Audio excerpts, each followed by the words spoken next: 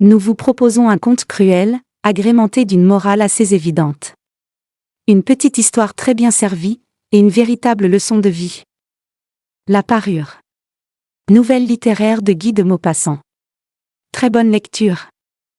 C'était une de ces jolies et charmantes filles, nées, comme par une erreur du destin, dans une famille d'employés.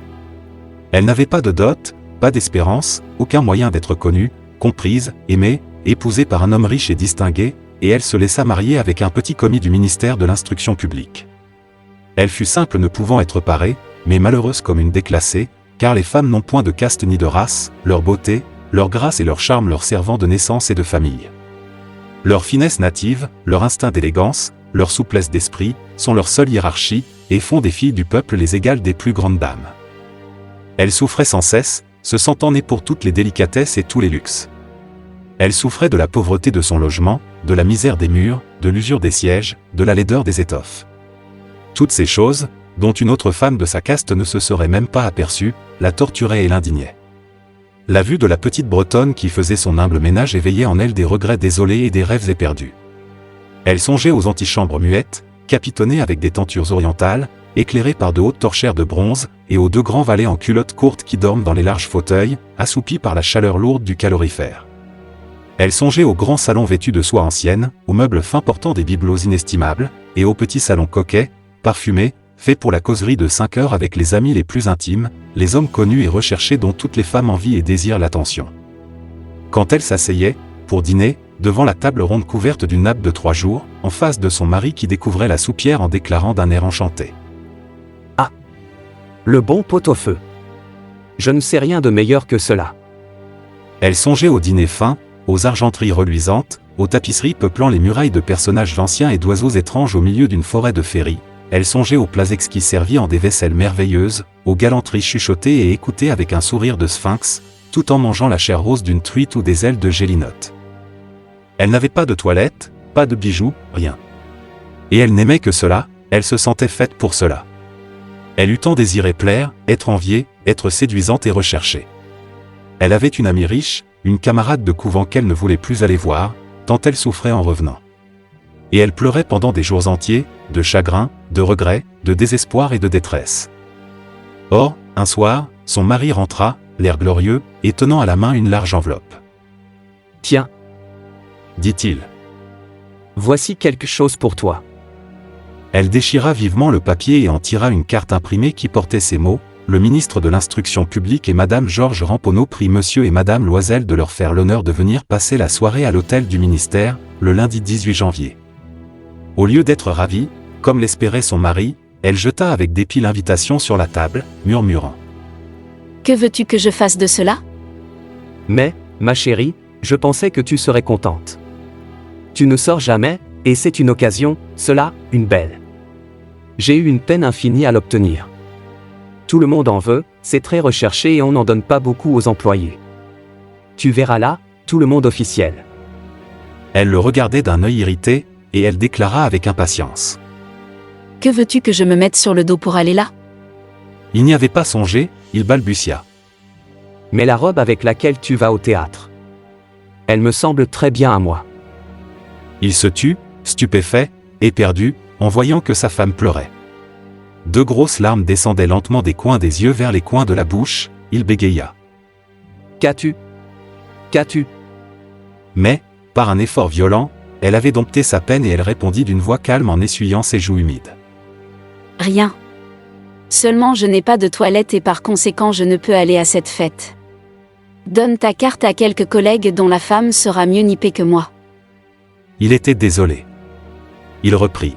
« Voyons Mathilde, combien cela coûterait-il, une toilette convenable, qui pourrait te servir encore en d'autres occasions, quelque chose de très simple. » Elle réfléchit quelques secondes, établissant ses comptes et songeant aussi à la somme qu'elle pouvait demander sans s'attirer un refus immédiat et une exclamation effarée du commis économe. Enfin, elle répondit en hésitant.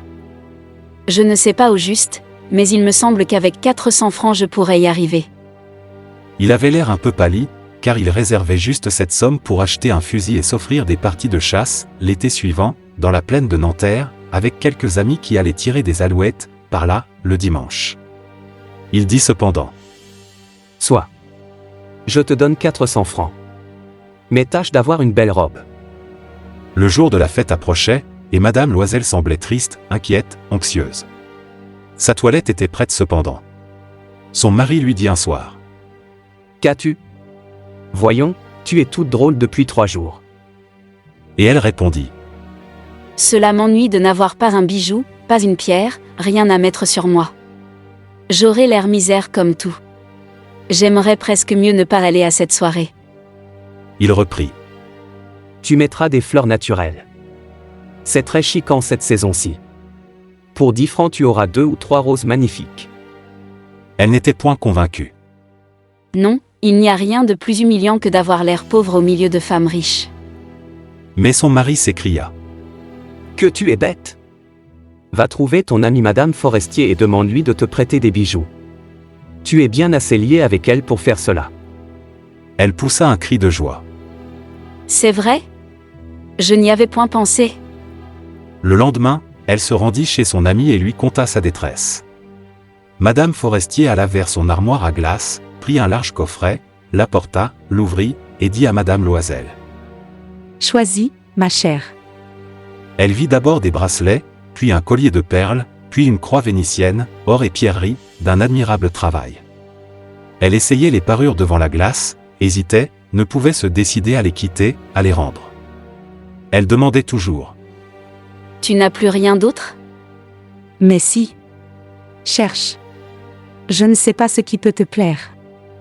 Tout à coup elle découvrit, dans une boîte de satin noir, une superbe rivière de diamants, et son cœur se mit à battre d'un désir immodéré. Ses mains tremblaient en la prenant. Elle l'attacha autour de sa gorge, sur sa robe montante, et demeura en extase devant elle-même. Puis, elle demanda, hésitante, pleine d'angoisse. Peux-tu me prêter celle-là, rien que celle-là? Mais oui, certainement. Elle sauta au cou de son ami, l'embrassa avec emportement, puis s'enfuit avec son trésor. Le jour de la fête arriva. Madame Loisel eut un succès. Elle était plus jolie que toutes, élégante, gracieuse, souriante et folle de joie. Tous les hommes la regardaient, demandaient son nom, cherchaient à être présentés. Tous les attachés du cabinet voulaient valser avec elle. Le ministre la remarqua. Elle dansait avec ivresse, avec emportement, grisée par le plaisir, ne pensant plus à rien, dans le triomphe de sa beauté, dans la gloire de son succès, dans une sorte de nuage de bonheur fait de tous ses hommages, de toutes ses admirations, de tous ses désirs éveillés, de cette victoire si complète et si douce au cœur des femmes. Elle partit vers 4 heures du matin. Son mari, depuis minuit, dormait dans un petit salon désert avec 3 autres messieurs dont les femmes s'amusaient beaucoup. Il lui jeta sur les épaules les vêtements qu'il avait apportés pour la sortie, modestes vêtements de la vie ordinaire, dont la pauvreté jurait avec l'élégance de la toilette de bal. Elle le sentit et voulut s'enfuir, pour ne pas être remarquée par les autres femmes qui s'enveloppaient de riches fourrures. Loisel la retenait. Attends donc, tu vas attraper froid dehors. Je vais appeler un fiacre. Mais elle ne l'écoutait point et descendait rapidement l'escalier. Lorsqu'ils furent dans la rue, ils ne trouvèrent pas de voiture, et ils se mirent à chercher, criant après les cochers qu'ils voyaient passer de loin. Ils descendaient vers la Seine, désespérés, grelottants. Enfin ils trouvèrent sur le quai un de ces vieux coupés noctambules qu'on ne voit dans Paris que la nuit venue, comme s'ils eussent été honteux de leur misère pendant le jour. Il les ramena jusqu'à leur porte, rue des Martyrs, et ils remontèrent tristement chez eux. C'était fini, pour elle. Et il songeait, lui, qu'il lui faudrait être au ministère à 10 heures. Elle ôta les vêtements dont elle s'était enveloppée les épaules, devant la glace, afin de se voir encore une fois dans sa gloire. Mais soudain elle poussa un cri. Elle n'avait plus sa rivière autour du cou. Son mari, à moitié dévêtu déjà, demanda. « Qu'est-ce que tu as ?» Elle se tourna vers lui, affolée. Je n'ai plus la rivière de Madame Forestier. Il se dressa, éperdu. Quoi? Comment? Ce n'est pas possible. Et ils cherchèrent dans les plis de la robe, dans les plis du manteau, dans les poches, partout. Ils ne la trouvèrent point. Ils demandaient. Tu es sûr que tu l'avais encore en quittant le bal? Oui, je l'ai touchée dans le vestibule du ministère. Mais, si tu l'avais perdue dans la rue, nous l'aurions entendue tomber. Elle doit être dans le fiacre. Oui. C'est probable. As-tu pris le numéro? Non. Et toi, tu ne l'as pas regardé? Non. Il se contemplait atterré. Enfin Loisel se rhabilla. Je vais Dit-il. refaire tout le trajet que nous avons fait à pied, pour voir si je ne la retrouverai pas. Et il sortit. Elle demeura en toilette de soirée, sans force pour se coucher, abattue sur une chaise, sans feu, sans pensée. Son mari rentra vers 7 heures. Il n'avait rien trouvé. Il se rendit à la préfecture de police, aux journaux, pour faire promettre une récompense, aux compagnies de petites voitures, partout enfin où un soupçon d'espoir le poussait. Elle attendit tout le jour, dans le même état d'effarement devant cet affreux désastre. Loisel revint le soir, avec la figure creusée, pâlie, il n'avait rien découvert. Il faut Dit-il. écrire à ton ami que tu as brisé la fermeture de sa rivière et que tu l'as fait réparer. Cela nous donnera le temps de nous retourner. Elle écrivit sous sa dictée. Au bout d'une semaine, ils avaient perdu toute espérance. Et Loisel, vieilli de 5 ans, déclara. Il faut t'aviser à remplacer ce bijou. Ils prirent, le lendemain, la boîte qu'il avait renfermée, et se rendirent chez le joaillier, dont le nom se trouvait dedans. Il consulta ses livres. Ce n'est pas moi, madame, qui ai vendu cette rivière. J'ai dû seulement fournir l'écrin. Alors ils allèrent de bijoutier en bijoutier, cherchant une parure pareille à l'autre, consultant leurs souvenirs, malades tous deux de chagrin et d'angoisse. Ils trouvèrent, dans une boutique du Palais Royal, un chapelet de diamants qui leur parut entièrement semblable à celui qu'ils cherchaient. Il valait 40 000 francs. On le leur laisserait à 36 000. Ils prièrent donc le joaillier de ne pas le vendre avant 3 jours. Et ils firent condition qu'on le reprendrait, pour 34 000 francs, si le premier était retrouvé avant la fin de février. Loisel possédait 18 000 francs que lui avait laissé son père. Il emprunterait le reste. Il emprunta, demandant 1 000 francs à l'un, 500 à l'autre, 5 louis par-ci, 3 louis par-là. Il fit des billets, prit des engagements ruineux, eut affaire aux usuriers, à toutes les races de prêteurs. Il compromit toute la fin de son existence, risqua sa signature sans savoir même s'il pourrait y faire honneur, et, épouvanté par les angoisses de l'avenir, par la noire misère qui allait s'abattre sur lui, par la perspective de toutes les privations physiques et de toutes les tortures morales, il alla chercher la rivière nouvelle, en déposant sur le comptoir du marchand 36 000 francs. Quand madame Loisel rapporta la parure à madame Forestier, celle-ci lui dit, d'un air froissé.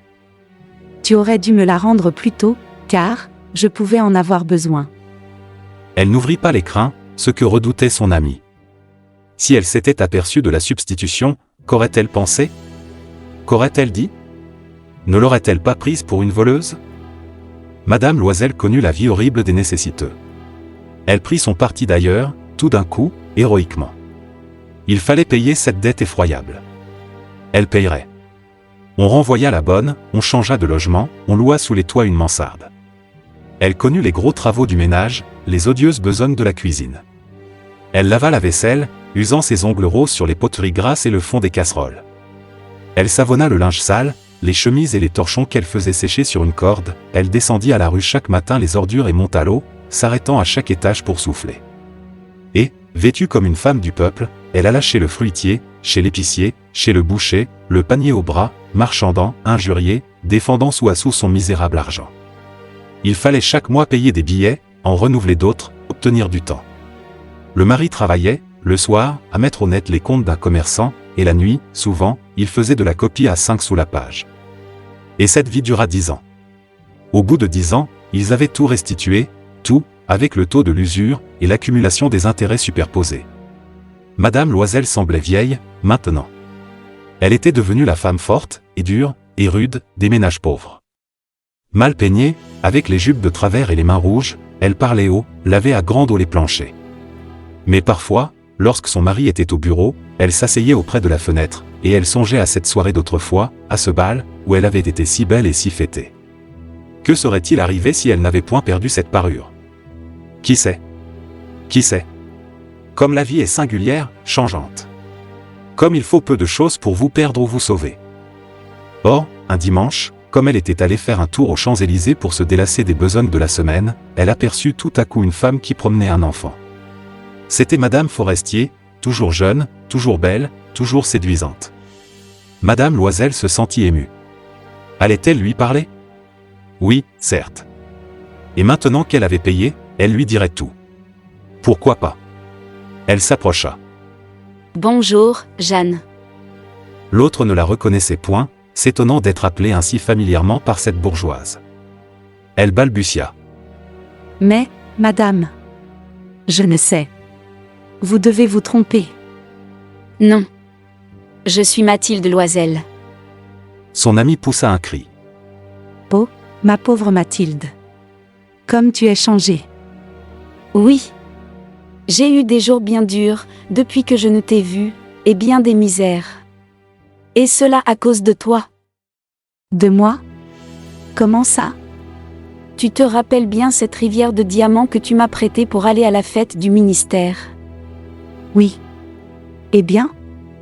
Eh bien. Je l'ai perdue. Comment? Puisque tu me l'as rapportée.